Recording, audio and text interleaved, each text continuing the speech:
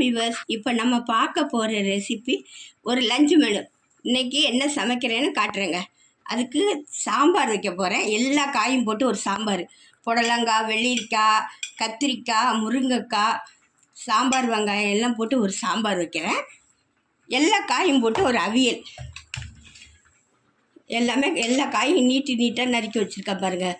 வாழைக்காய், புடலங்காய், முருங்கைக்காய், உருளைக்கிழங்கு, வெள்ளரிக்காய், கேரட்டு, கொத்தரங்காய் எல்லாம் போட்டு ஒரு அவியல். சாதம் அடுப்பில் வெந்துட்டுருக்கு. பருப்பு வேக வச்சுட்டேங்க. தக்காளி, பூண்டு எல்லாம் போட்டு பருப்பு. சாம்பார் காயை கொஞ்சம் வதக்கிட்டு வேக விட்டுருங்க. தண்ணி விட்டு உப்பு போட்டு வேக வைக்கணுங்க.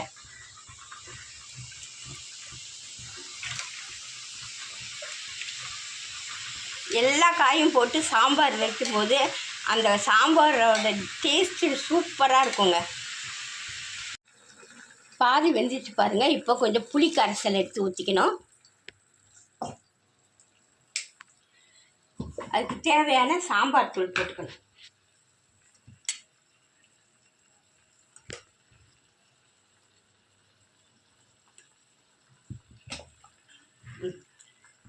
இது கொஞ்சம் பச்சை வாசனை போட்டும். பருப்பு கூட இந்த காயை வேக வைக்கிற காய் அவ்வளோத்தையும் போட்டு ரெண்டையும் சேர்த்து வேக வைக்கணுங்க.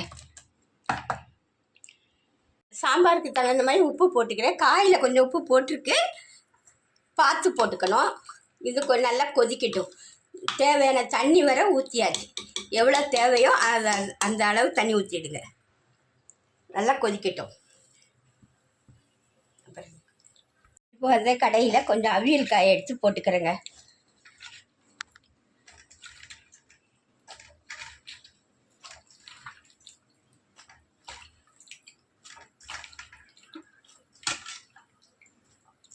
இவ்வளோ இருக்குன்னு வெந்த உடனே சுருங்கிடும் அந்த காய். அதுக்கு தேவையான உப்பு,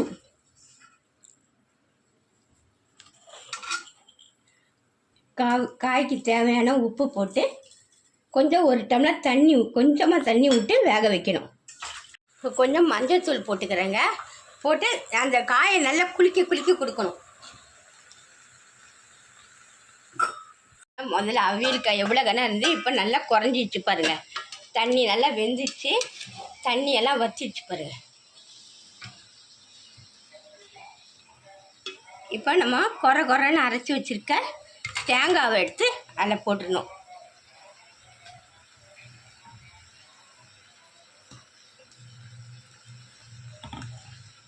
ஒரு மிக்ஸி ஜார் எடுத்து தேங்காய் எடுத்து போட்டு ஒரு 3/4 மூடி எடுத்து போட்டிருக்கேன். 1 ஸ்பூனு ஜீரகம் போட்டிருக்கேன். ஒரே ஒரு காஞ்ச மிளகா, ஒரு 3 பச்சை மிளகா. எல்லாத்தையும் குறைன்னு கொஞ்சம் அரைச்சிட்டு வந்துடணும்.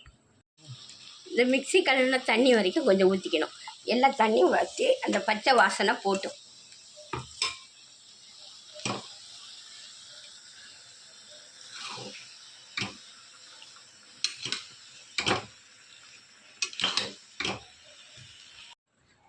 கொஞ்சம் தேங்காய் எண்ணெய் ஊற்றி கருவேப்பிலை கிள்ளி போடணும். நிறைய கருவேப்பிலை போடணும். கொஞ்ச நேரம் அந்த பச்சை வாசனையெல்லாம் போட்டு கொஞ்ச நேரம் இருக்கட்டும். பாருங்கள், எல்லா தண்ணியும் வச்சிடுச்சு.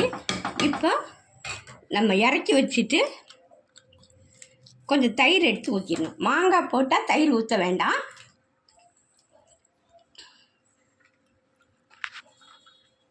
தயிர் ஊற்றி நல்லா கிளறி விட்டுற வேண்டியதான்.